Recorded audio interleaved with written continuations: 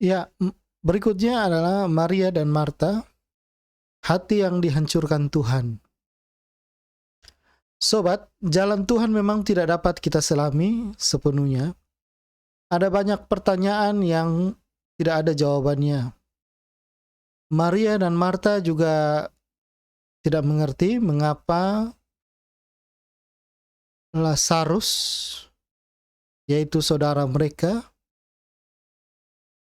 harus menyaksikan bahwa saudara yang mereka cintai, yaitu Lazarus, meninggal karena sakit. Padahal Tuhan Yesus sanggup menolongnya.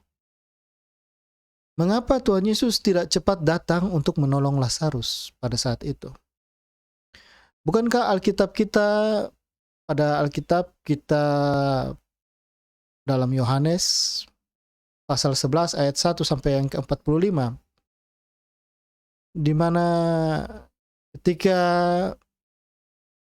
kita membacanya, maka kita tahu bahwa Tuhan Yesus bisa datang pada saat itu. Seharusnya itu bisa. Dan Tuhan Yesus datang kepada Lazarus, maka Lazarus mungkin tidak akan mati. Seperti itu. Tetapi kenapa Tuhan Yesus tidak datang? Nah, itu yang dipikirkan oleh Maria dan Marta, dan hati mereka sangat hancur. Seringkali kita memiliki hati yang hancur ketika ada orang yang kita percaya, orang yang kita andalkan, yang kita butuhkan pada saat itu tidak bisa datang untuk menolong kita. Maka hati kita hancur. Teman-teman, mungkin kita sering mengalami hal itu. Kita sering mengalami hal yang dimana ketika kita membutuhkan bantuan orang itu tidak bisa datang. Dan kita mulai hancur. Hati kita mulai hancur. Pada kenyataannya Tuhan Yesus sengaja menunda kedatangannya untuk menolong Lazarus.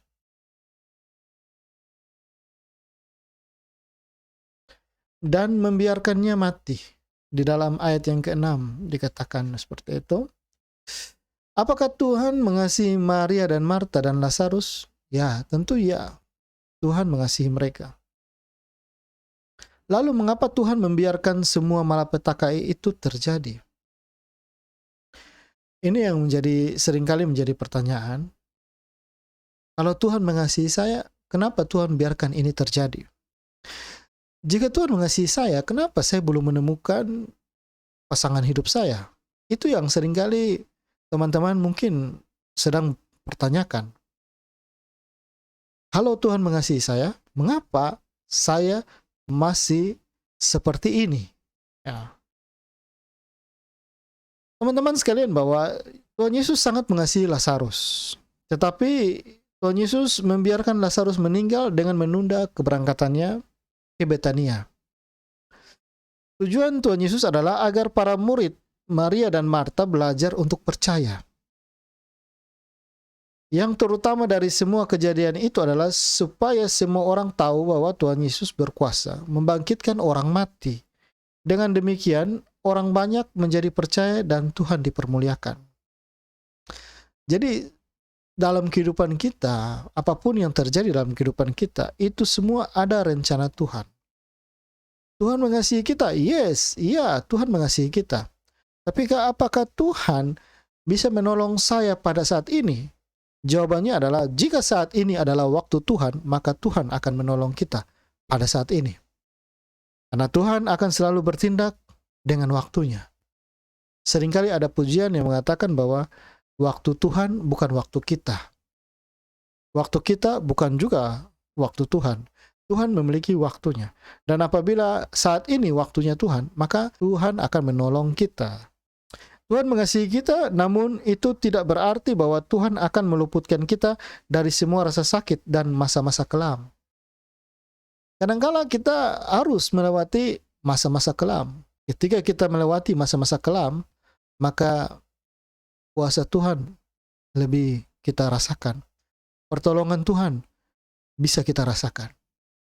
Tetapi apabila hari-hari ini kita hidupnya enak, nyaman, tidak ada masalah, semuanya oke, everything is okay, maka kita mungkin kurang bersyukur. Kita kurang mengucap syukur. Tetapi hari ini apabila kita mempunyai pergumulan, mempunyai masalah, dan Tuhan menolong kita pada saat ini, maka kita akan lebih bersyukur. Tuhan mengasihi mereka, yaitu Maria, Marta, dan Lazarus. Namun itu tidak berarti bahwa Tuhan meluputkan mereka dari masa-masa kelam. Terkadang itulah yang terjadi dengan diri kita. Tuhan sungguh-sungguh mengasihi kita, namun bukan berarti Tuhan meluputkan kita dari masa-masa yang kelam. Seperti saat ini kita menangis karena patah hati, mungkin karena bertemu dengan pria yang salah, atau bertemu dengan wanita yang salah, yang tidak sungguh-sungguh mencintai kita atau bahkan menyakiti kita. Tuhan mungkin membiarkan kita melalui masa yang panjang dalam kesendirian tanpa kekasih. Namun sadarilah bahwa ketika kita menangis dan menjerit dan tidak menemukan jawaban apa-apa, sesungguhnya ada maksud Tuhan dari rencana Tuhan yang indah di balik semua ini. Apabila kita menjerit, kita berteriak, kita menangis, kita meminta pertolongan Tuhan, lalu serasa-rasanya seperti jawaban Tuhan atau pertolongan Tuhan belum datang, berarti belum waktunya Tuhan. Rencana yang tidak kita pahami saat ini. Tuhan yang kita sembah adalah Tuhan yang memiliki hikmat tertinggi. Apapun yang terjadi di dalam hidup kita, Tuhan izinkan terjadi atas dasar hikmatnya yang sempurna. Itulah sebabnya kita seringkali tidak dapat mengerti mengapa semua hal ini harus terjadi. Mari kita renungkan firman Tuhan dari Roma pasal 11 ayat 34. Sebab siapakah yang mengetahui pikiran Tuhan, atau siapakah yang pernah menjadi penasihatnya? Tuhan adalah Tuhan, dialah pencipta, dan kita adalah ciptaannya.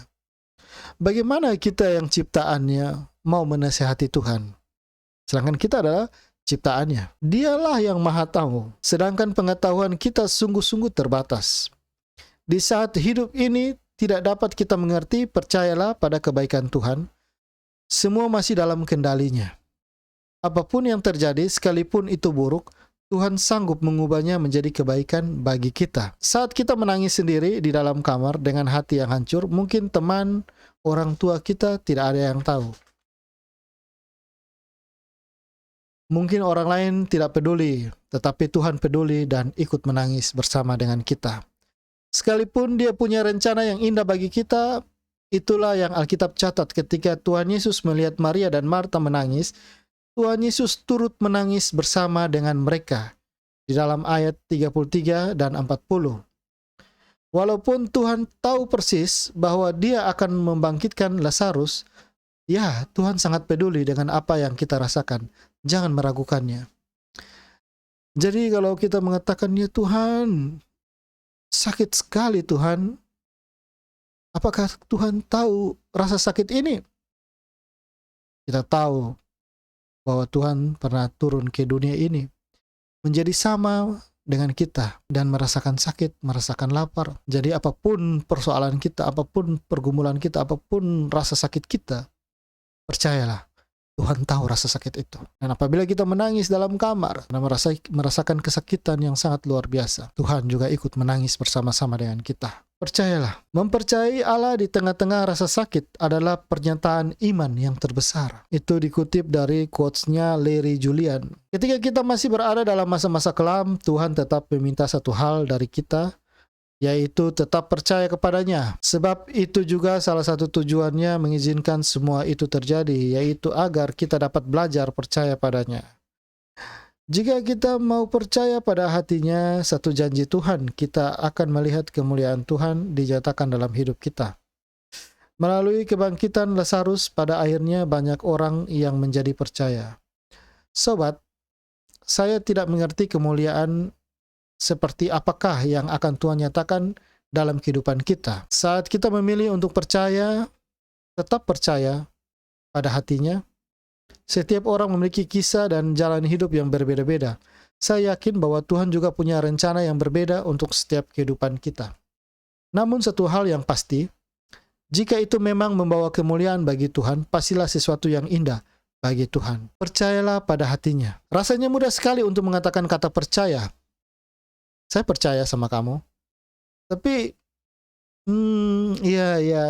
ketika kita melihat dia berbohong, lalu kita Atau ketika kita meminta bantuannya dan dia tidak bisa, ah, ketika kita percaya kepada manusia, mungkin manusia mengecewakan kita.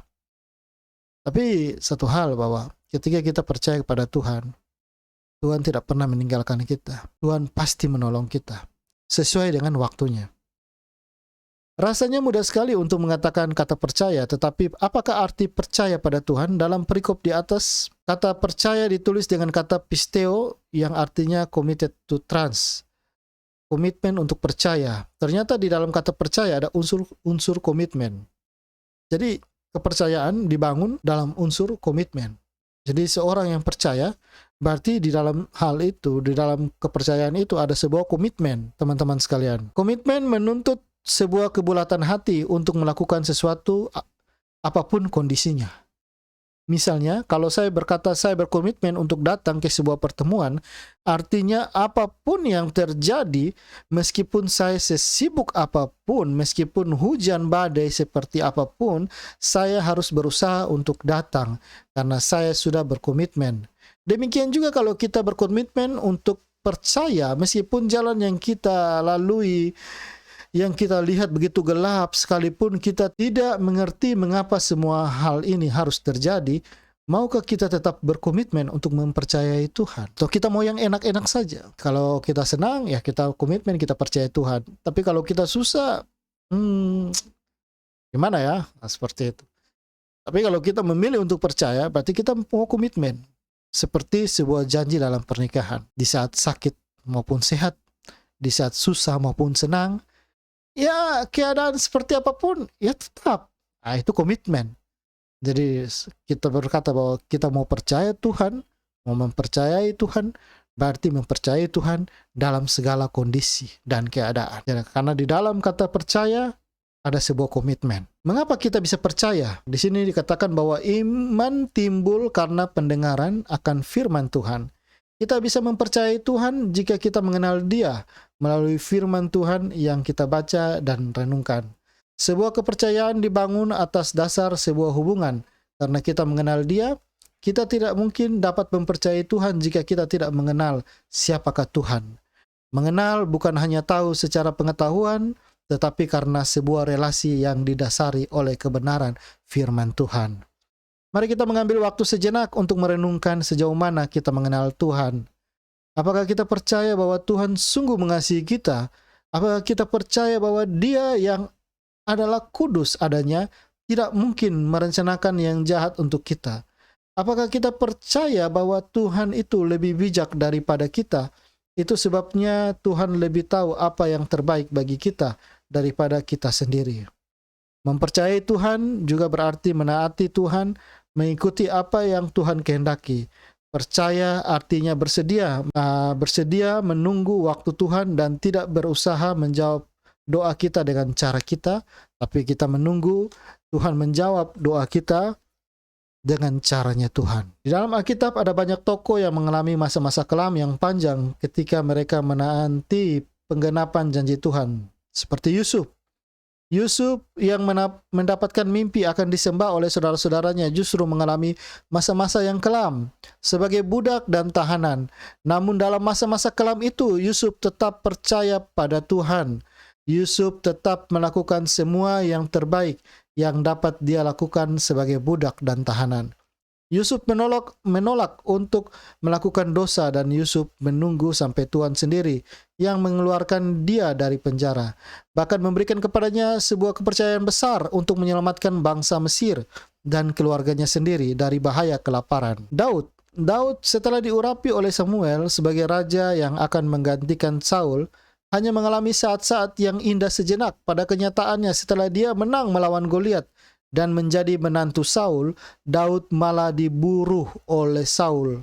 Daud menghabiskan hidupnya belasan tahun sebagai buronan karena Saul menginginkan nyawanya. Meskipun demikian, Daud menolak membunuh Saul. Bahkan ketika kesempatan itu ada di depan matanya, bahkan ketika Saul telah terbunuh, Daud tidak semerta-merta melakukan kudeta untuk merebut tahta. Alkitab mencatat bahwa Tuhan yang menggerakkan hati bangsa Israel untuk mencari Daud dan menobatkan Daud sebagai raja. Daud memilih untuk menunggu waktunya Tuhan. Demikian pula teman-teman sekalian, bahwa kita juga tak kunjung melihat musim semi di depan mata kita. Maukah kita tetap percaya dan mempercayai Tuhan, percaya padanya dengan cara tetap berkomitmen untuk memilih pasangan hidup yang seiman dan sepadan. Percaya dengan cara tetap menanti dengan sabar waktunya Tuhan. Sobat, saya diajari satu hal oleh pembimbing saya, yaitu berdoalah dan akuilah semua di hadapan Tuhan. Katakan saja kepada Tuhan bahwa Engkau tahu kebutuhan saya akan pasangan hidup. Engkau tahu akan kerinduan saya yang terdalam, namun saya mempercayakan hidup dan semua kerinduan ini dalam tangan Bapa yang mengasihi saya. Sobat, bukankah suatu hal yang aneh jika kita membutuhkan pasangan hidup? Semua orang pasti membutuhkan pasangan hidup. Teman-teman, bahwa dalam penantian akan penggenapan janji Tuhan, baik Yusuf maupun Daud, sesungguhnya sedang dipersiapkan Tuhan untuk dapat memikul tanggung jawab sebagai penguasa. Tuhan bukan hanya membentuk skill atau kemampuan mereka, tetapi juga karakter. Demikian juga dengan kita, sebelum akhirnya Tuhan memberikan kepada kita seorang pasangan hidup, jika memang demikian kehendaknya. Ada banyak hal yang harus Tuhan bentuk dari kita. Untuk itu, tetaplah percaya dan taat kepada Tuhan. Suatu saat kita akan melihat karyanya yang indah dalam kehidupan kita. Karena itu, demikianlah bab 1 dari buku Wonderful Single Life dari Kak Foni. Dan kita akan nantikan, kita akan buat lagi yang bab 2 dalam video berikutnya. Teman-teman, untuk mendukung channel ini jangan lupa like, subscribe, dan share. Semoga melalui konten video ini banyak teman-teman yang masih single dan masih bertanya mengapa saya masih single, apakah Tuhan peduli, apakah mungkin Tuhan tidak menciptakan pasangan saya, atau bagaimana, dapat menjawab setiap pertanyaan dari teman-teman single semua. Pada umumnya kita merasa bahwa penantian adalah masa yang paling menyengsarakan.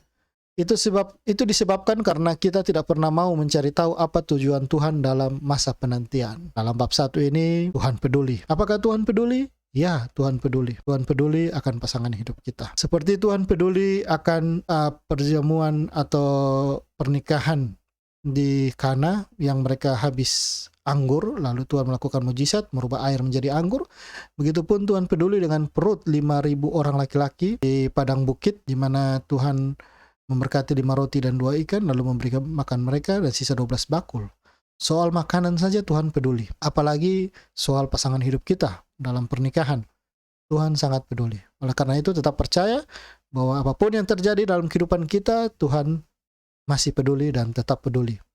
Karena itu kita tetap komitmen untuk tetap percaya kepada Tuhan, baik dalam suka maupun duka, dalam sehat maupun sakit, dan dalam keadaan apapun kita tetap percaya bahwa Tuhan peduli dan Tuhan sanggup menolong kita. Terima kasih teman-teman. Sampai jumpa di video berikutnya.